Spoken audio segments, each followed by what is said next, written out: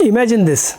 A company wakes up to a serious cyber incident. Systems are still running, but something feels wrong. The SOC team is seeing suspicious logging. The vulnerability team is worried about newly announced critical CVEs. Now the leadership team is asking, are we under attack?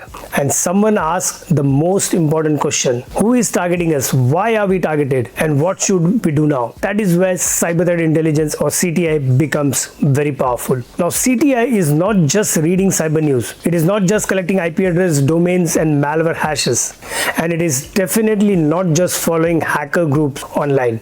Now real cyber threat intelligence is about taking messy threat information and turning it into a clear, useful guidance. It helps a company understand who may attack us, what techniques are they using, which vulnerabilities are they exploiting, what should we prioritize, and how do we prepare before something becomes a crisis.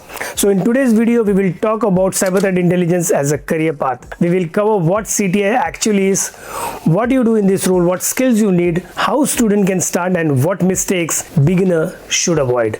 So let's start. Chapter 1. What is cyber threat intelligence? Now cyber threat intelligence is the process of collecting, analyzing, validating, and reporting information about cyber threats. But let me explain this in simple language. Information tells you something has happened, but intelligence tells you what it means and what action you should take. For example, you may read that a ransomware group is targeting financial organization. Now this is information, but a CTI analyst will ask deeper questions. Which group is this? Which countries or sectors are they targeting? What methods are they using? Are they exploiting a specific vulnerability? Do we use the affected technology? Can our security tools detect this behavior? Should we alert the SOC team? Should we tell vulnerability management to prioritize patch? That is intelligence. The value of CTI is not in collecting more information. The value is making that information relevant to your organization. Because in cybersecurity, the problem is not lack of information. The problem is too much noise, and CTI helps filter that noise. Chapter 2. Why CTI matters in real organization. Now cybersecurity teams are flooded every day with new vulnerabilities, new malware, new phishing campaigns, new ransomware groups, new vendor advisories, new dark web discussions, new security reports. Now if you treat everything as urgent, nothing is urgent. CTI helps the organization focus on what really matters. Let's take an example. A critical vulnerability is announced. Everyone panics because the CVSS score is very high. But then CTI and vulnerability teams work together and find that the affected product is not used in the organization. So in that case, it may not be an immediate risk. Now take another example. A medium vulnerability is being actively exploited by attackers. It affects an internet-facing system used by your company. That may become a higher priority than a theoretical critical vulnerability. This is where CTI becomes useful. It connects external threat information with internal business context. It does not just ask, is this threat serious? It asks, is this threat serious for us? That is the key difference. Chapter 3. What does a CTI analyst actually do? Now at a junior level, a CTI analyst may support research and monitoring. You may monitor threat reports, vendor advisories, government alerts, security blogs, threat feeds, and intelligence platforms. You may also help collect information about new vulnerabilities, phishing campaigns, malware, ransomware groups, and attacker techniques. You may support the SOC team by adding context to alerts. For example, if the SOC sees a suspicious domain or IP address, CTI can help investigate whether it is linked to known malicious activity. You may also help prepare short intelligence summaries. These can be sent to SOC teams, vulnerability management team, risk teams, or senior stakeholders. Now, as you grow, your role becomes more analytical. You are not just reading reports. You are comparing sources. You are checking reliability. You are validating claims. You are looking for pattern. You are asking, is this source trustworthy? Is this information recent? Is it relevant to our sector? Is there an evidence? What action should we follow? This is why CTI is very good career path for people who like research, investigation, writing, and understanding how attackers think.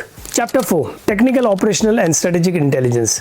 Now to understand CTI properly, you need to understand 3 levels of intelligence. The first is tactical intelligence. Now this is very technical.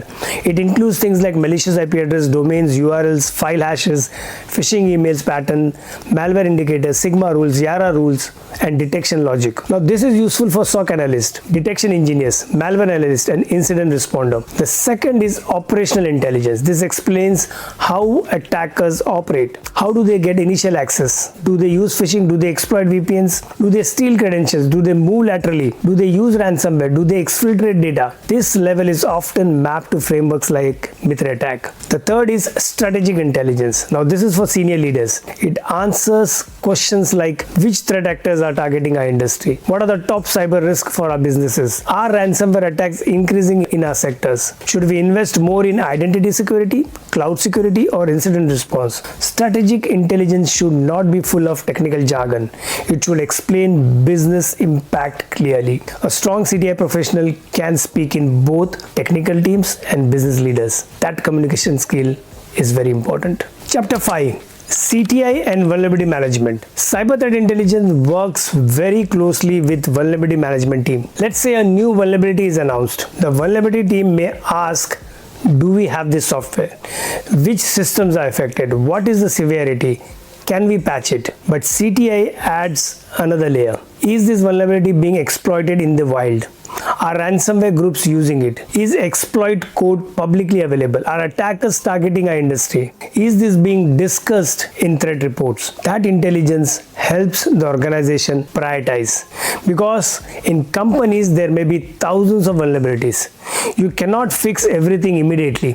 So CTI helps answer what should we fix first, because attackers are more likely to use it. This is one of the most practical use of cyber threat intelligence. Chapter 6. CTI and incident response. Now CTI is also important during incidents. When an incident happens, the technical team may focus on containment, investigation and recovery, but CTI team helps answer bigger questions. Is this activity linked to a known threat group? Have we seen this technique before? What is the attacker likely to do next? Are they stealing credentials? Are they preparing for ransomware? Are they trying to exfiltrate data? Now, one important point: attribution is not guessing. You should not say this is a nation state group just because one indicator matches. Proper attribution needs evidence. Sometimes you may not know exactly who is behind the attack, but you can still provide useful intelligence. For example, this behavior is consistent with ransomware preparation. This activity suggests credential theft. This technique is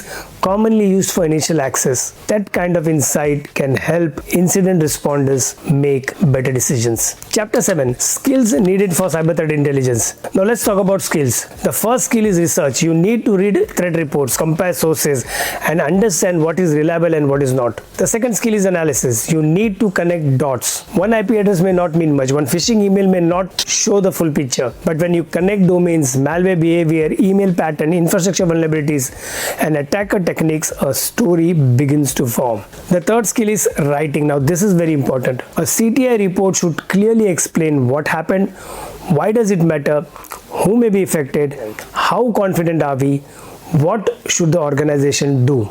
Now the fourth skill is communication. You may need to brief SOC analysts, vulnerability teams, risk teams, managers or senior leaders. Each audience needs a different level of detail. You cannot brief the board in the same way you brief a malware analyst. The fifth skill is technical understanding. You should understand networking, operating systems, log, web attacks, phishing, ransomware, vulnerabilities, cloud security, and identity-based attack. You don't need to be an expert in everything on day one, but you need enough foundation to understand what attackers are doing. Chapter 8. Tools and knowledge areas. Now some useful knowledge areas for CTI includes networking basics, Windows and Linux basics, MITREATTACK, vulnerability basics like CVSS, CVEs, exploitability and patching. Then you have OSINT, phishing analysis, malware basics, incident response fundamentals. You may also come across tools and platforms like SIM tools, which includes Microsoft Sentinels, Splunk or QR Radar. Now threat intelligence platforms like VirusTotal, Shodan, Census, Grey Noise, URL Scan, Abuse IPDP, MISP, OpenCTI, MITREATTACK Navigator. Now, but my advice is simple. Don't start with tools, start with questions. What am I investigating? What evidence do I need? How reliable is this source? What does this mean for my organization? What action should I follow? Tools supports your thinking. They do not replace it. Chapter 9. How students and beginners can start. So if you're a student or beginner, here is my simple roadmap. Step 1. Pick one good threat report every week. read it properly. Step 2, summarize it in your own words. What happened, who was targeted, what techniques were used, what was the impact. Step 3, map the attacker's behavior to MITREATTACK. Step 4, create a one-page intelligence brief. Write it as if you are sending it to a small company. Include threat summary, affected sector, attack methods, potential impact, recommended actions, and confidence level. Step 5, build a portfolio. Post safe summaries on LinkedIn. Do not share malicious link. Do not share harmful details. Do not pretend to be an expert. Just document your learning journey. This can make you stand out more than writing interested in threat intelligence on your CV. Chapter 10, common mistakes beginners make. So now let me share a few common mistakes. Mistake number 1, thinking CTI is just reading cyber news. Now reading is only the start. Analysis creates the value. Mistake number 2, collecting indicators without context. An IP address or domain is not automatically intelligence. It becomes useful only when you understand what it is linked to and why it matters. Mistake number 3, using too much jargons. Good intelligence should be clear and useful. Mistake number 4, jumping to attribution. Now do not name a threat actor unless you have evidence. Mistake number 5, ignoring business relevance. A threat may be interesting, but is it relevant to your organization? That is what matters. Now, final advice. So is cyber threat intelligence a good career path? Definitely yes. Especially if you enjoy research, analysis, investigation, writing, and understanding how attackers think. But don't choose CTI only because it sounds interesting. Choose it if you're willing to read deeply, think critically, validate information, and communicate clearly. A good CTI analyst is not someone who knows every hacker group name. A good CTI analyst is someone who can take confusing threat information and turn it into practical guidance. That guidance may help a SOC team detect an attack. It may help a vulnerability team prioritizing patching. It may help incident responders understand what they are dealing with. And it may help leadership understand business risk. So if you are a student or beginner, start small. Read one threat report every week, summarize it, map it to the MITREATTACK, create a one-pager brief. Repeat this for a few months. You will slowly build the thinking, writing, and analytical skills needed for this field. Now, this was episode 5 of the Cybersecurity Career Pathway series, Cyber Threat Intelligence. If you found this useful, subscribe to the channel because I will continue covering practical cybersecurity career paths and how students and beginners can build real skills for each one. Thank you for watching, and I'll see you in the next video.